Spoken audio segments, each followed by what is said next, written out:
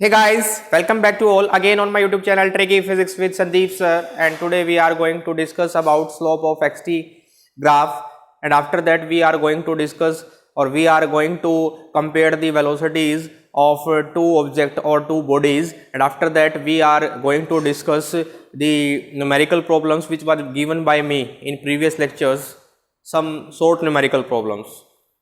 Okay guys, so we start from the slope of xt graph. As in previous lecture we already discussed the slope of xt graph, and we have to calculate it that slope of xt graph or position time graph or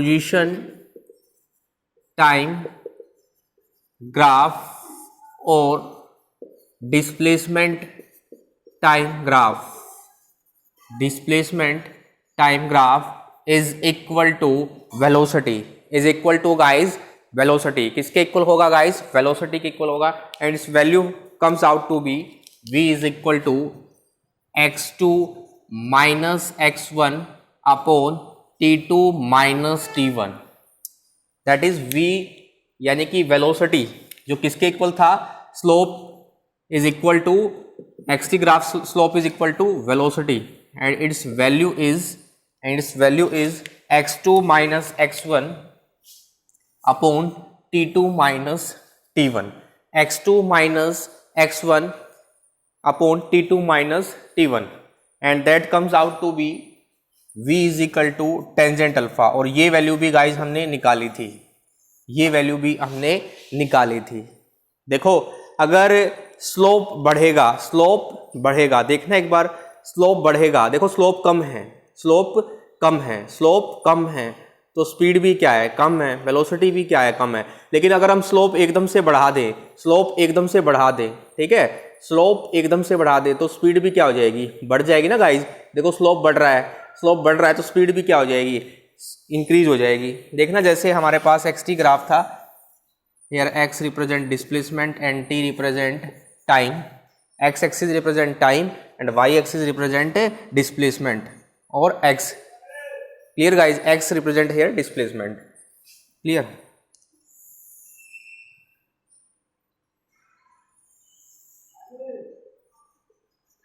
x क्या represent कर रहा है? Displacement represent कर रहा है guys, ठीक है। तो ये ग्राफ है हमारा, सपोज करो लीनियर ग्राफ है, तो हमारा जो एंगल होगा यहाँ, एंगल ऑफ स्लोप, ठीक है, ऐसे लेफ्ट में दिखाएंगे इसको, ऐसे दिखाते हैं गाइज इसको, ठीक है। ये दैट एंगल, थीटा लिख लो या अल्फा लिख लो, that angle is angle of slope, ठीक है, जिसको हम क्या निकालते हैं? देखना एक बार, ये इक्वेशन हम लिखते थे गाइज, ये कहाँ से आया concept? y is equal to m x plus c, ठीक है, ये लीनियर इक्वेशन है आपकी, y is equal to m x plus c. अगर मैं बोलता हूँ यहाँ जो है मेरे पास, इफ c इक्वल टू 0, अगर c की वैल्यू 0 है तो y इज इक्वल टू क्या हो जाएगा? एम एक्स, ठीक है, और m की वैल्यू कितनी हो जाएगी guys? m is equal to y by x, m is equal to y by x. तो m क्या है गाइज? यहाँ स्लोप है, m is the slope, m क्या है गाइज? स्लोप है, ठीक है। तो स्लोप कितना आ गया? y अपॉन एक्स, यानी कि y axis upon x axis क्या आएगा? हमारा स्लोप आएगा। तो वही हमने लिखा है v, और वो किसके बराबर है? v के बराबर है x2 minus x1 upon t2 minus t1, जो किसके बराबर होगा? टेंजेंट अल्फा, टेंजेंट जानते हो ना, टेंजेंट थीटा या अल्फा किसके बराबर होता है? परपेंडिकुलर अपॉन बेस, ठीक है। परपेंडिकुलर वाली कंपोनेंट कौन सी है? y एक्सिस वाली, ठीक है, और बेस वाली कंपोनेंट कौन सी है हमारे पास? x एक्सिस वाली गाइस। क्लियर है मेरी बात? यहाँ तक क्लियर है? तो स्लोप हमारे पास क्या आ गया? m is equal to y by x, ठीक है। तो मैंने एक कंसेप्ट यहाँ से बताया, जितना ज़्यादा क्या होगा? स्लोप होगा, जितना ज़्यादा स्लोप होगा, अगर गाड़ी यहाँ से इस स्लोप से आ रही है, ठीक है, तो गाड़ी मान ले, गाड़ी है नहीं रोहित बेटा, गाड़ी मान ले, ठीक है, बोल रहा है ना रोहित गाड़ी नहीं है सर, तो गाड़ी मान सकते हैं। तो फिजिक्स के अंदर कोई भी चीज़ें हम मान सकते हैं, ठीक है, एडजस्ट करके चल सकते हैं, क्योंकि गाड़ी तो मैं यहाँ लेके नहीं आ सकता हूँ, स्लोप कम है तो गाड़ी की स्पीड भी क्या होगी, कम होगी, और स्लोप ज़्यादा होगा तो गाड़ी की स्पीड भी क्या होगी गाइज, ज़्यादा होगी। ठीक है, जितना ज़्यादा स्लोप उतनी ज़्यादा स्पीड। तो ऐसे ही हम एक टाइप का न्यूमेरिकल करेंगे यहाँ से अभी। And the first numerical is find the ratio of velocities A and B, velocities of A and B। हमारे पास देखना डायग्राम ये है, इसका ग्राफ ये बन रहा है इसका। Here x axis represent the time and y axis represent the displacement। ठीक है गाइस, तो ग्राफ ये है हमारे पास, that is A and that is B। This angle is 30 degree and this angle is 60 degree. ये गिवन है guys आपको, ये आपको क्या है, गिवन है। तो आपको क्या करना है, इसके अंदर क्या निकालना है, रेशियो निकालना है वेलोसिटीज का। That is we have to calculate VA by VB। हमें क्या निकालना है गाइज, VA बाय VB का रेशियो निकालना है। VA बाय VB का रेशियो हमें क्या करना है गाइज, निकालना है। तो निकालते हैं, चलिए। ठीक है, वही कंसेप्ट हम यूज करने वाले हैं। हमने पता है, क्या पता है हमें, वी नो दैट, क्या नो दैट रोहन बेटा, वेलोसिटी किसके बराबर निकाली थी अभी, स्लोप, यानी कि वेलोसिटी किसके बराबर थी, स्लोप के, जो किसके बराबर थी, टेंजेंट थीटा के। तो यहाँ से अगर मैं VA की वैल्यू लिखता हूँ, that is VA is equal to, देखना कितना है, tangent 30 and VB is equal to, देखना एंगल कितना है B के लिए, 60 degree, tangent 60 degree. Oh my god, ये तो बिल्कुल ही सिंपल सा टास्क है, ये तो बड़ा ही सिंपल सा टास्क है। तो VA बाय VB का रेशियो तो मुझे निकालना था रे बाबा, मुझे यही तो निकालना था। तो VA बाय VB तो कितना, tangent 30 degree by tangent 60 degree, tangent 30 degree by tangent 60 degree. ठीक है, अब टेंजेंट 30 डिग्री की वैल्यू कितनी है, टेंजेंट 30 डिग्री की वैल्यू 1/√3 और टेंजेंट 60 इज इक्वल टू √3। तो ये कितना हो जाएगा, 1/√3 इंटू √3। अरे मैथमेटिक्स है ये तो मैथमेटिक्स है, तो कितना हो जाएगा 1/3। तो VA ratio VB is equal to 1/3। कितना आ जाएगा गाइज, 1/3 आ जाएगा। अब नेक्स्ट क्वेश्चन देखना।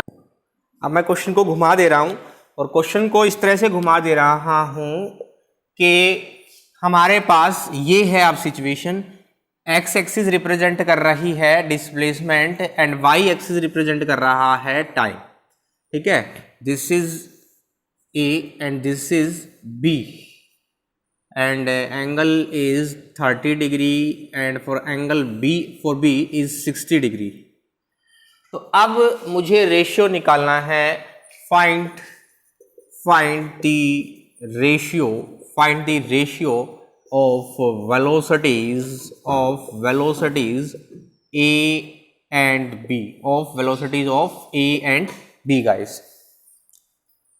तो बड़ा मजा आएगा इस क्वेश्चन में। अब देखो मैंने क्या किया है, आप जानते हैं वेलोसिटी किसके बराबर, स्लोप के बराबर, और स्लोप किसके बराबर, y axis upon x axis. अब देखना y axis upon x axis, अब y एक्सिस पे तो क्या हो गया गाइज, टाइम हो गया है, और x एक्सिस पे क्या हो गया गाइज, डिस्प्लेसमेंट हो गया है। तो सारा मामला उल्टा हो गया है, तो सारा मामला क्या हो गया है, उल्टा हो गया है गाइज। और इसमें एक क्वेश्चन और ऐड कर देता हूं मैं, एक और क्वेश्चन ऐड कर देता हूं, oh and which have highest velocity, दोनों एक तीर से दो काज हमारे हो जाएंगे, एक तीर से दो काज हमारे हो जाएंगे। किसकी वेलोसिटी ज्यादा होगी, ठीक है, और रेशियो भी हमें फाइंड आउट करना है, यानी कि VA अपॉन VB हमें फाइंड आउट करना है। ठीक है, तो इसके लिए हम सॉल्यूशन के लिए देखते हैं। तो सॉल्यूशन में हम क्या करेंगे गाइस, देखना एक बार सॉल्यूशन के लिए। ठीक है, सॉल्यूशन के लिए देखो, अभी सबसे पहले हम बात करते हैं वेलोसिटी के लिए, ठीक है, ठीक है, हाईएस्ट वेलोसिटी किसकी होगी? वेलोसिटी के लिए स्लोप जो आपने निकाला था y अपॉन एक्स एक्सिस, ठीक है, तो यहां जो है चीजें बिल्कुल उल्टी हो जाएगी। y एक्सिस पे तो क्या है? टाइम है, और x एक्सिस पे क्या है? क्या है? डिस्प्लेसमेंट है। x एक्सिस पे क्या है? डिस्प्लेसमेंट है। यानी कि अब ये वेलोसिटी नहीं रही। अब वेलोसिटी के लिए तो क्या होना चाहिए? Displacement upon time. इसके लिए क्या हो जाएगा अब? 1/v। तो ये क्या हो जाएगा अब? 1/v। जो पिछले न्यूमेरिकल तक v था, अब उसकी वैल्यू कितनी हो गई? 1/v। कितनी हो गई? 1/v। यानी कि टेंजेंट थीटा किसके बराबर? टेंजेंट थीटा किसके बराबर? 1/v। वहां थीटा डायरेक्टली प्रोपोर्शनल आ रहा था, वहां थीटा डायरेक्टली प्रोपोर्शनल आ रहा था किसके?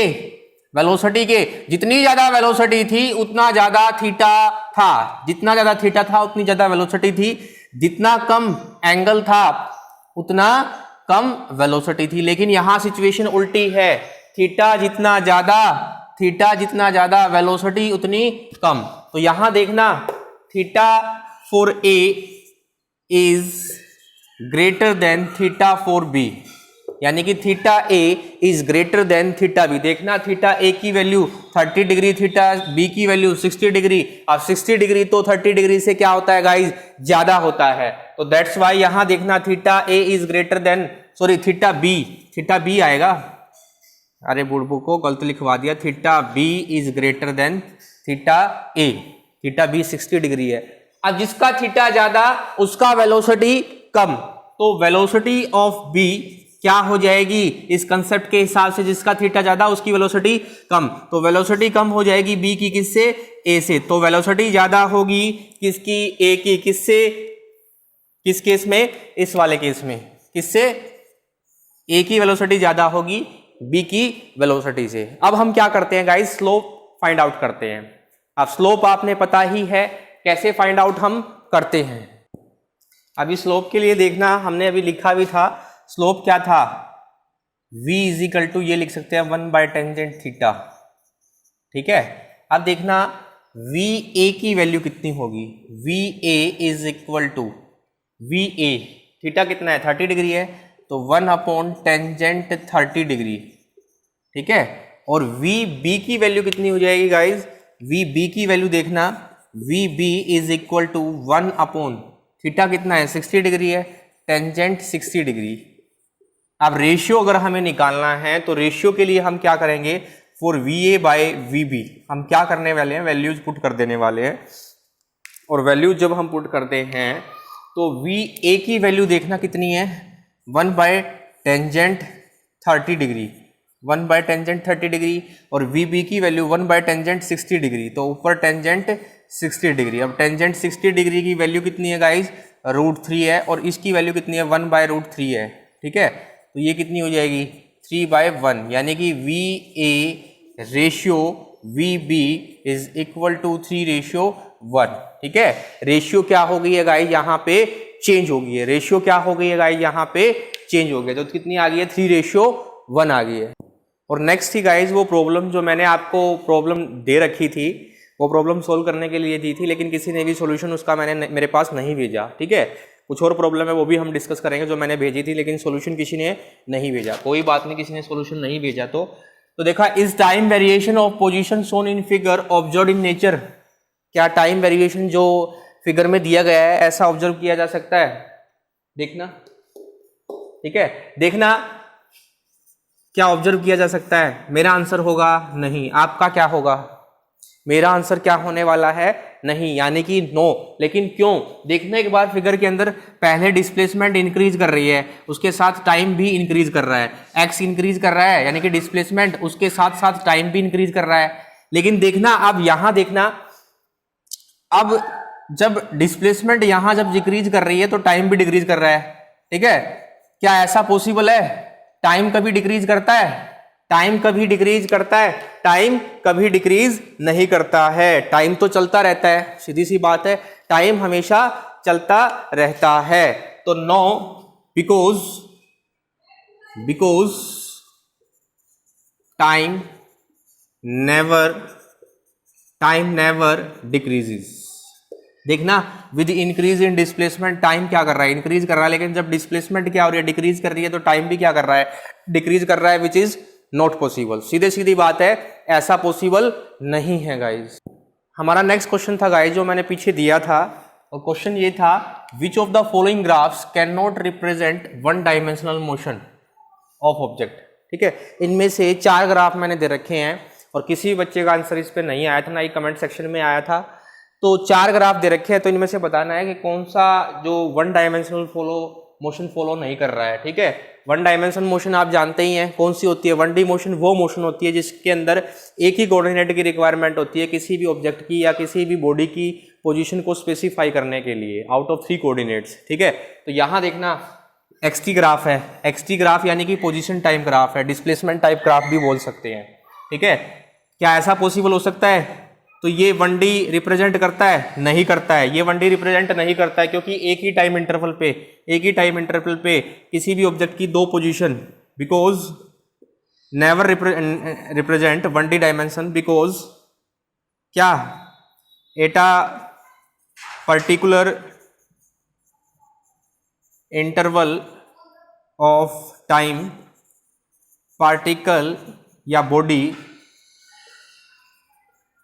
Not have the same position, एक ही टाइम पे सेम पोजीशन नहीं हो सकती है। ठीक है, उसके बाद सेकंड वाला पार्ट देखना, क्या वेलोसिटी टाइम ग्राफ है, क्या 1D को रिप्रेजेंट कर रहा है? तो मेरे हिसाब से ये भी 1D को रिप्रेजेंट नहीं कर रहा है, ये भी वन डायमेंशनल मोशन को रिप्रेजेंट नहीं कर रहा है। और क्यों नहीं कर रहा है गाइज? देखना, क्योंकि वेलोसिटी कभी भी नेगेटिव, देखो इसमें क्या है, वेलोसिटी क्या दे रखी है, नेगेटिव दे रखी है। देखना एक ही टाइम इंटरवल पे वेलोसिटी पॉजिटिव और नेगेटिव दोनों दिखा रखी है, एक ही टाइम इंटरवल पे वेलोसिटी पॉजिटिव और नेगेटिव दोनों दिखा रखी है। तो क्या ऐसा पॉसिबल नहीं है? ठीक है, ऐसा पॉसिबल नहीं है, तो ये भी 1D को रिप्रेजेंट नहीं कर रहा है। ठीक है, थर्ड देखना एक बार, थर्ड वाला ग्राफ देखना, वेलोसिटी टाइम ग्राफ है, वेलोसिटी टाइम ग्राफ है।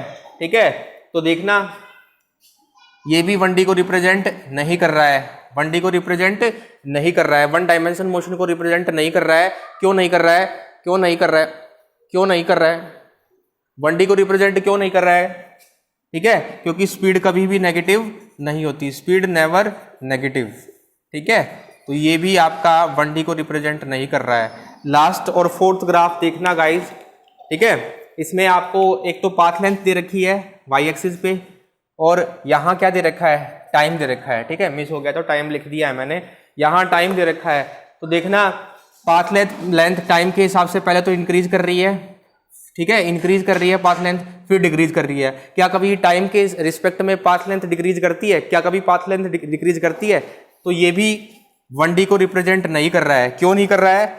वन डायमेंशनल मोशन को रिप्रेजेंट क्यों नहीं कर रहा है? क्योंकि पाथ लेंथ जो है, path length never decreases with time.